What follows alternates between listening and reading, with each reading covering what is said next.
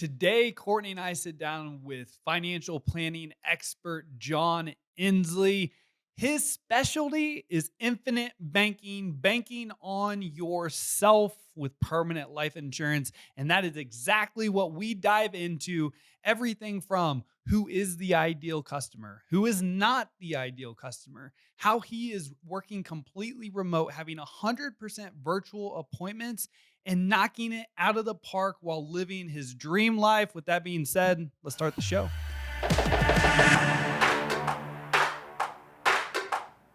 You need more life insurance premium every single year, and you struggle with it. If you're anything like me, I used to struggle with the same thing. I could write easy $100,000 term policies all day long.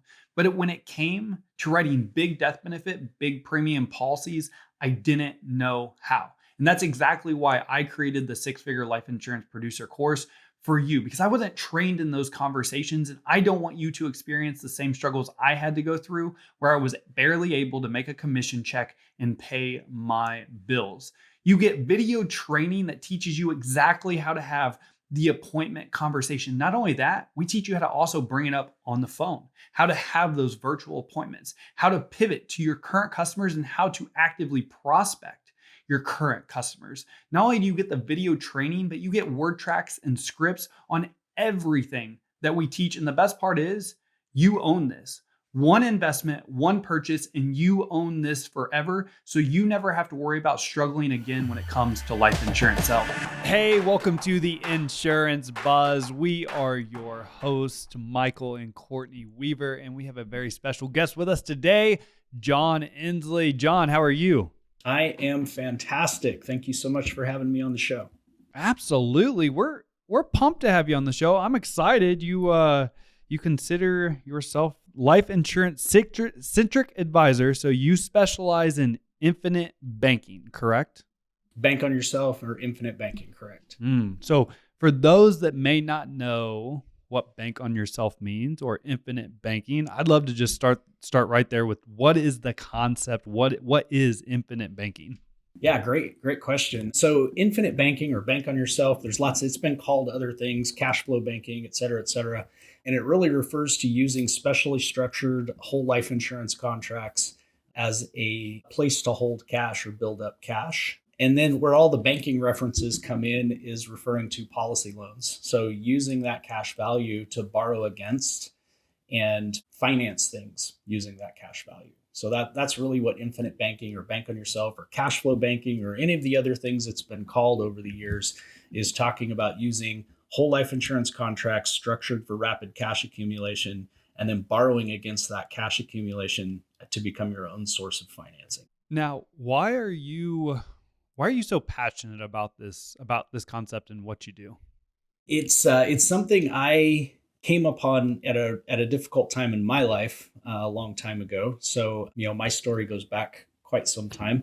I'll kind of hit the middle part of it. So as we were coming into the early 2000s, I had left a company where as the build up to the tech bubble boom, there was going to be an IPO and we were all going to be unimaginably wealthy with our stock options and so forth. And of course, when the tech bubble burst, that all deflated and went away. That never happened.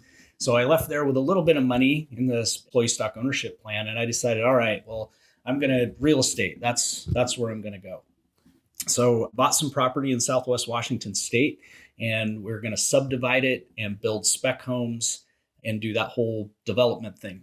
And so we got into that, and I was I had the subdivision done and was about halfway through the first spec home in 2008. And so when the real estate bubble collapsed, I was in the middle. Now, let me preface this by saying the economics played a role in that whole thing, but I also didn't know what I was doing. So I made some mistakes. The economics kind of pushed it over the edge, and that project imploded. That was a real wake-up call for me at that point. I often talk about at that point, I kind of went on this journey of self-discovery where I began reading just everything I could get my hands on, blogs, videos, books, anything. And it was in the course of all that study. I did a lot of it was financially based because that was kind of the theme at that point, but also just life stuff, right? How to live the life I wanted to live and all of those kinds of things. In the course of all that, I stumbled across a webinar one night where an advisor was walking through this infinite banking example. It was unlike anything I'd heard before. I actually had a really terrible attitude back then about life insurance, right? Who wants to be worth more dead than alive? And all this kind of stuff that we hear now, right? Well, that was me, right? That was me back then. And so it really got my attention because it was totally different than anything I'd seen before. So did the studying, found the books, and ultimately found an advisor in the Portland, Oregon area and set up my first policy and started using it. And I just got really excited about, hey, how this works. And the fact that I'd been to so many financial advisors over the years and nobody had ever told me about anything like this before. I also went and did the math backwards and figured out what would have happened in my disastrous project had I had one of these policies in place for my cash before I went into that project. And what I realized is I could have been my own bailout had I done it that way. And so I was kind of ready for a career change. By now it's about 2010, 2011. I was kind of ready for a career change and got my insurance licensing and completed the agent training for both Bank on Yourself and the infinite banking concept, and just jumped in with both feet in 2012. What made you pick that advisor? And were you the one that came to him with the idea about banking on yourself? Had he heard of that or she heard of that? No. So the advisor was through a network. The author of the Bank on Yourself book, a lady named Pamela Yellen, when she published the book, she realized there was a need for advisors who understand how the concept works. And so she developed back then it was called the Authorized Advisor Program. It was a detailed training on how these policies are structured and so on and so forth. So he was one of those authorized advisors in the Portland area that I was able to connect with. There's kind of a funny story that goes along with that, in that when I decided I wanted to do this professionally, it was this gentleman that actually brought me in to the business as a brand new agent. And then he promptly quit. So I found myself kind of on my own, right, and trying to figure things out, and the network, the Authorized Advisor Network, was a huge support there, but in terms of locally, I was pretty much on my own, and all these little things that we overcome when we jump into essentially being self-employed. Yeah. I want to go back to that spot because all of a sudden it's now your show. Like your mentor and advisor has quit. This is an overwhelming space, especially when you're talking about using permanent life insurance as a tool to accumulate and distribute wealth. So where are you going to gather information at the beginning of your journey? Yeah, absolutely. And it's that network of the other advisors that were really key. I was able to plug into advisors who were very experienced. They just weren't in my town, my geography, right? So I had to connect with them virtually. But that was okay because, my practice was designed from the get-go to be virtual. And I've operated virtually 100% really since I started. So that worked well. I was able to connect and get the mentoring that I needed from other advisors in other places. And of course, I'm a voracious reader, so I just continued to learn and study and grow that way too. Is there a book that you read that really stood out to you when you were in that process? Oh, boy, a bunch of them. So I think obviously the two standard books for this concept are the Bank on Yourself books by Pamela Yellen. She's written 3 of them. The Bank on Yourself was the first one. Bank on Yourself Revolution was published in 2014, and then Rescue Your Retirement came after that. The original was a book called Becoming Your Own Banker by R. Nelson Nash. He wrote the original copy of that, I want to say, in the late 80s, and then it's been republished several times. So those are the two that anyone interested in this concept usually finds. So continued to do that.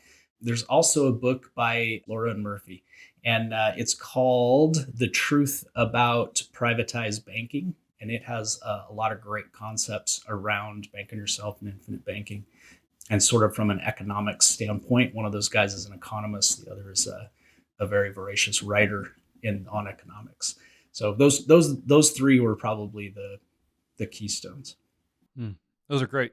I'm going to pick those up for sure. So, all right. So when you're talking to clients, because I find that a lot of agents struggle with this, like Michael Should I be helping them with a Roth IRA setup? Should I be helping them get a permanent life insurance policy set up for the infinite banking? So talk to me about kind of your thought process when talking to clients. Are you primarily only helping them out with permanent life insurance for their retirement solutions, or is it a diversification process of some infinite banking, some stocks? What does that look like? Yeah, one of the things I always focus on, particularly with clients, is this is a concept that can work for anyone, but it's not for everyone. And so I like to start with what are the goals and objectives, right? Because it may or may not be the right fit. And the first thing we need to do is figure out, what does this client want? What do they need? What's their priorities? What are their concerns? Right? I think the thing any good financial professional would do is find out about the client, right? What do they want? What's important to them? And then figure out what tools will get them there the most efficiently. If there's a role to play for a bank on yourself or an infinite banking type policy in that plan, that's what we're here for primarily, is to look at those things. But certainly the way I always approach this is, and I think sometimes out there, infinite banking in particular gets viewed as the only tool in the chest, rather than what it really should be is a tool among multiple tools, right? It should integrate with an overall financial plan to get someone where they want to go. So you say it may not be for everyone. Who is it for? So it's definitely for, I think, people who are interested in alternative investments, things like real estate or businesses or, crypto, if that was your thing, where they're looking for a good platform for financing those investments or that business operation that is sort of an alternative to the conventional banking and investment structure. So one of the things we focus on with this concept is it's all about safety, control, and passive income streams. So those are the three things that we're always working for. And that control piece is where a properly designed bank on yourself policy falls in, because we can stay in complete control of the financing process once we've built up the cash value we need in that policy. What are some of the questions that you're asking your clients to see if alternative investments are even something that they're interested in? So usually when they're coming in the door, they're telling me exactly why they reached out, right? I'm a real estate investor. I flip properties, or I do rentals or whatever. And I heard about this on a podcast, or I heard about it, whatever. And, I'm interested in this bank on yourself thing, right? How can I become my own financing? So it usually doesn't take much digging on my part. They're usually coming in already informing me. So then that leads me to the marketing plan, because if they're coming in already qualified, what does your marketing plan look like to make sure you're getting your ideal customer?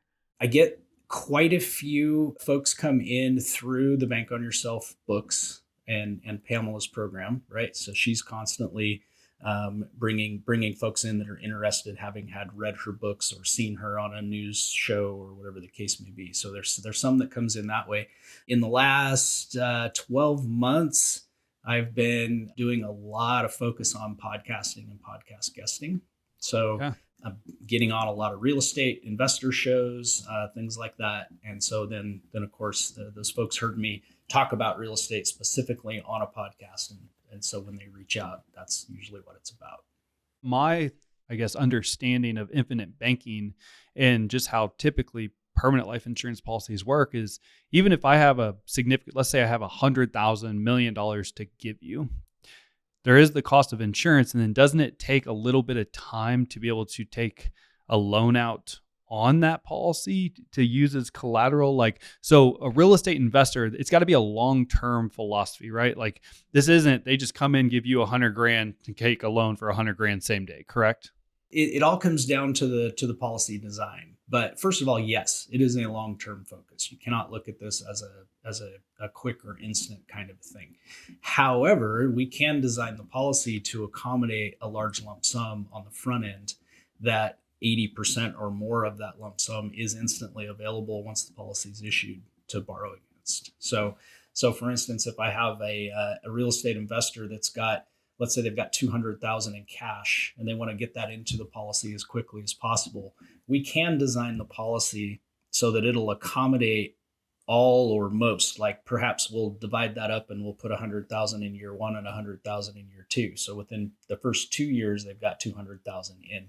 But even that 100,000 in the first year, they're probably, the moment the policy is issued, are going to have access to maybe as much as 80% of it. So about $80,000 that they could borrow against and use for investing purposes. So now where it becomes long term, right, is there's still the ongoing premium funding of that policy that's going to have to be accounted for beyond that 100 or 200,000 initial payment. So that's where the due diligence process on my side comes in, to make sure they fully understand that and are capable and willing and understand the ongoing funding they're going to be doing, at least for the first 7 to 10 years.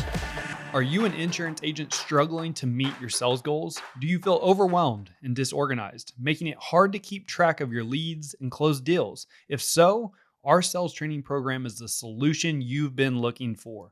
Our program is designed specifically for insurance agents who need help improving their sales skills and increasing their productivity. We understand that the insurance industry, it can be highly competitive, fast-paced, which is why we've created a program that will help you stay ahead of the curve and close more deals. We understand that your time is valuable, which is why we've created a program that is flexible and convenient. You can access the sales training lessons and coaching sessions from anywhere at any time, so you can fit your training around your busy schedule.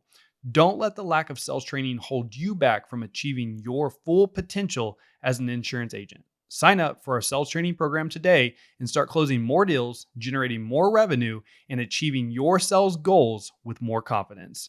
There's so much more to the program. So if you're interested in joining the program that's helped over 10,000 insurance agents nationwide, visit our website, www.weaversa.com, or send me a text directly at 816-727-7610 with any questions to find out more.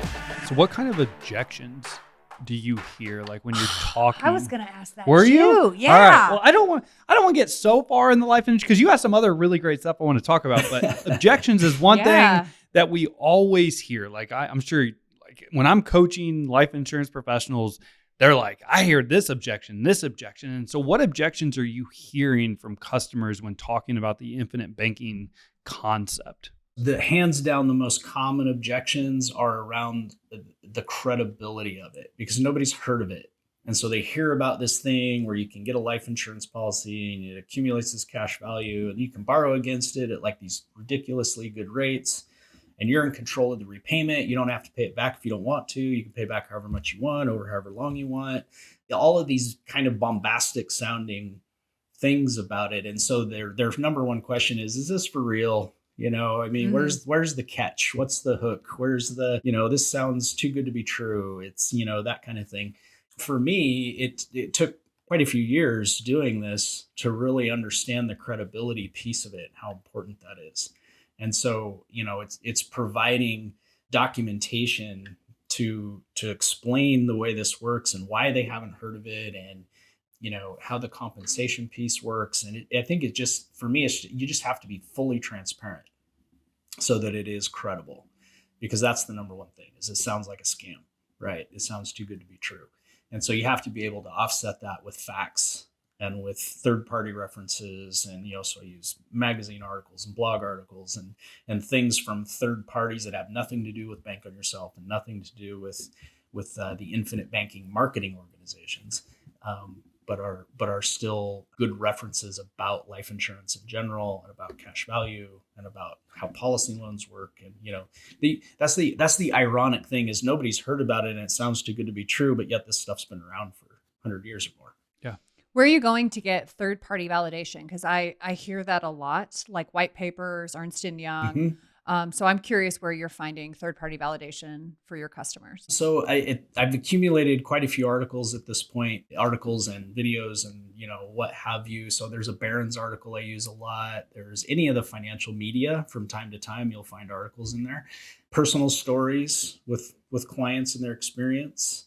That kind of thing is often helpful. Or, hey, I have a business owner client and here's what they did. Those kinds of things are very helpful. And then I think, there's researchers out there. Dr. Wade Pfau is one that we look to quite a bit. He does retirement income research. He's a retirement income expert, and he has a number of pieces out there that talk about life insurance and annuities as a piece of the retirement income picture. Things like that. I'm kind of always scraping the internet and looking for information that would help. He's a genius. He is. So he was genius. actually one of my when I got my RICP, he was actually one of the instructors that was part of my in-person class. What? Yeah. Yep. And he's super intelligent, wildly smart. I think he's like one of the program chairs for American College for that RICP designation. Yep. Yeah. Did you get his autograph? Not back then, I didn't. I would have fangirled. I didn't know how big of a deal he was back then. Oh my gosh. Yeah, he's a big deal. He's a big deal. So, John, you've set up your business, and I want to talk a little bit about this, to be 100% virtual, which I think is just amazing, being able to create your dream life, and then you've built a business around it, which is right up our alley. All right. Like, we call ourselves ambitious hippies, baby. Like, let's go. Like, how can we help people while also building an amazing business? So for agency owners right now that may be struggling with hiring virtual teams or conducting virtual appointments, what has been some of your experience that you could share and maybe some valuable tips to help them get started? Well, number one, you absolutely have to embrace technology, right? If you're going to operate virtually without a brick and mortar office, technology is the only way you can do it.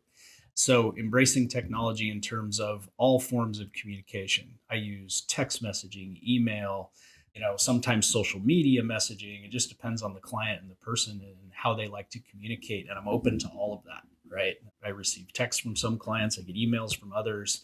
Oddly enough, I discourage phone calls as much as I can, right? I will return a call when I get a text message, but I try not to have as many incoming calls. So that's just my approach, and the way I've worked it is I sort of train the folks that I work with, whether they're colleagues or clients, that the best ways to communicate with me are, email, text message, WhatsApp, etc. And then, of course, video conferencing has made just a huge difference, where you can have a face-to-face meeting with someone essentially and be able to conduct business. It takes a little getting used to. Again, that credibility piece becomes even more important when you're meeting with somebody, and the only time they ever meet you is over a screen or over a phone. You just constantly have to be reinforcing that credibility piece. You have to be professional. You have to be on time, right? Because any of these little things start to stack up on the credibility factor. And when you're virtual, you just can't lose any points there. You have to maintain it. And so I think that's been important. And honestly, it's kind of funny, since COVID, right? This has gotten so much easier. Because I used to, before COVID, I've been completely virtual since 2012, since I started. And I used to have to painstakingly explain to a lot of people how to get on Zoom, how to connect, how to, we could spend the first 20 minutes of a meeting just getting them logged into Zoom and working. And that doesn't happen anymore now. Everyone knows how to use Zoom now. So that's been great. You just send the link and they automatically know what to do with it. So that's been a wonderful thing since then.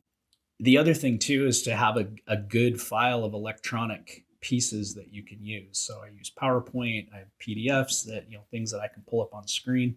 And I think you have to do that interaction more maybe than you would in a face-to-face environment where you're sitting across the desk from someone. So when you've got them on a screen, you're only going to get their attention for so long. So you've got to be putting new information up on that screen. So I'm sharing my screen most of the time and going through things they're looking at that's moving around on that screen, so that I don't lose them. I want to put in context, because we said that you are virtual. You're 100% virtual.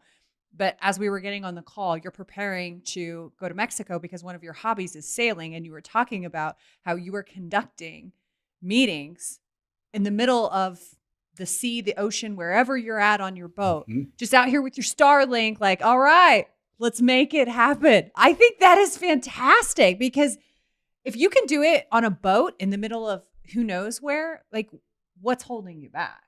Mm-hmm.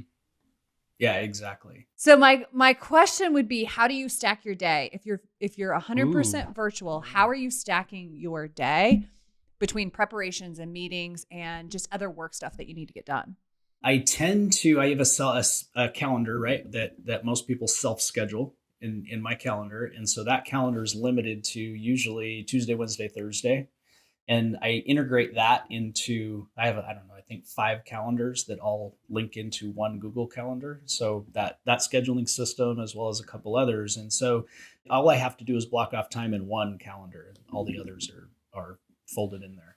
So that scheduling system keeps those 3 days open between certain hours, and I can block off time. So I sort of let that handle itself.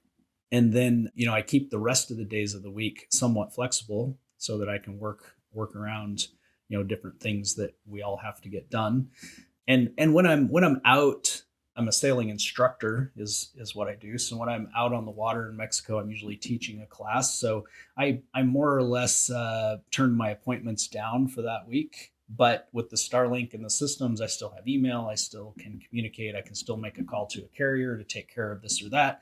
I also have an assistant in the background, of course, back on land, who, as long as you can communicate, you can get a lot done if you've got a good assistant or two and some good systems in place, even on in a couple hours a day. So when I'm out teaching, then it's a couple hours a day. And then, I don't teach all that often, maybe an average of a week a month all year long. So, the rest of the time, it's more of a normal schedule. And I can just imagine being out on the sailboat, holding an appointment. Customers This is are like, your "Where best are you life." I at?" know. Like, I see an ocean in the background. Like, yeah, I'm just selling. Like, this is what I do. Yeah, That's it MW's is dream funny. right now. I'll get the question every once in a while, because I usually, when I'm out on a boat or something like that, I'll blur the background so it's not super in focus like my background is in my office here. But they'll still be kind of telling you, are you in a motorhome or something? No, I'm on a boat. Yeah. But man, that is awesome, because if I'm a customer and I'm like, I want wealth, I want to be able to live the life of my dreams, I want to work with somebody like that is portraying that does that themselves. That's why we're so passionate about what we do. Like, we want individuals to live their dream life and build their career or job or business around what supports that. And so I love that you're doing that. So I'm curious, because and I love this. Have you always had your customers, I would assume it's like a Calendly or some kind of integration to where they can book directly. Have you always had them schedule their own time, or? Yeah. Yes. So the vast majority of the time they self-schedule. And again, that's kind of that, I don't know, I call it training, but you kind of teach people how to interact with you. And I think that's one of them, where they always, I have multiple links that can be used. It's my email signature. It's everywhere, where you can just click here, it goes right into my calendar and pick a date and time. So that's the vast majority of it.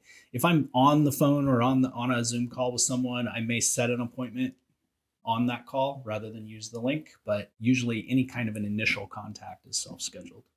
What's your show rate? Do you have a good show rate virtually? Because that's an objection we get a lot.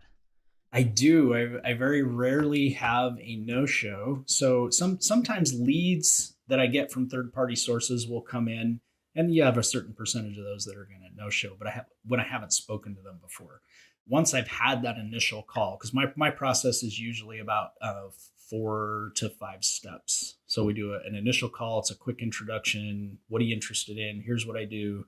Now I'm going to send you some information.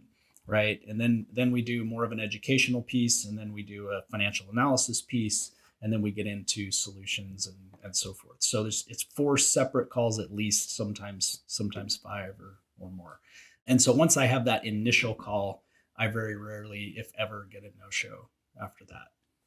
I'll have people who say, no, thanks, right? I'm not interested. Yeah. But, Yeah. but I don't usually get people who just disappear.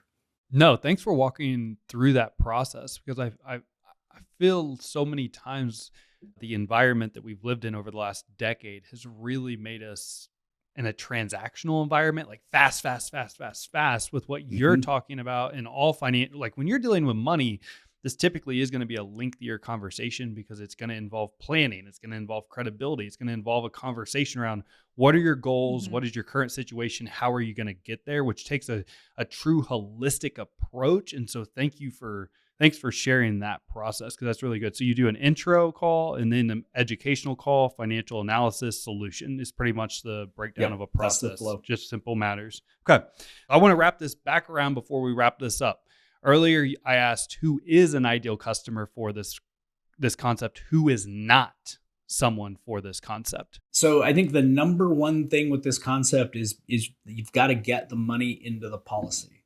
So if somebody just flat out doesn't have the excess cash flow to fund the policy, then they've got some work to do to get there, right? So that's probably the number one thing is you've got to have the either enough cash flow coming in, or you've got your expense and cash flow scenario to the point that you have disposable income to put into the policy and get it built up. I think the other area that it's really not a great fit for is somebody that has no interest in being their own source of financing. So if they just want to put money somewhere and let it sit, then there's probably some other places that might work just as well as a whole life policy. So I think that financing piece is really, it's got to have some level to play in your plan, or you really, this probably isn't, you're probably not going to like the concept. Okay. That's good. John, if somebody wanted to reach out to you, connect with you, follow you, what's the best way for them to do that? So I have a landing page set up at jumponwithjohn.com. And you can hit my calendar and schedule a free 30-minute strategy session, or just connect with me that way. We can have a conversation. Jumponwithjohn.com. There we go. I love it, John. Well, thank you so much for your time. This has been great. Yeah, it's been fun. Thanks for having me on. Hell yeah, man. No, this is awesome. Anytime we're talking life insurance, I'm down for it. And living the life of your dreams at the same time. Let's go. Where's our ad for Starlink? This podcast episode is brought to you by Starlink. Pretty much. Elon? Yeah. It's a game changer for sure. Oh yeah. So for all of those of you listening, thank you so much for your time today. As always, time is the most valuable and important asset that we all have. We truly do appreciate you spending time with us today. Go out and make it great.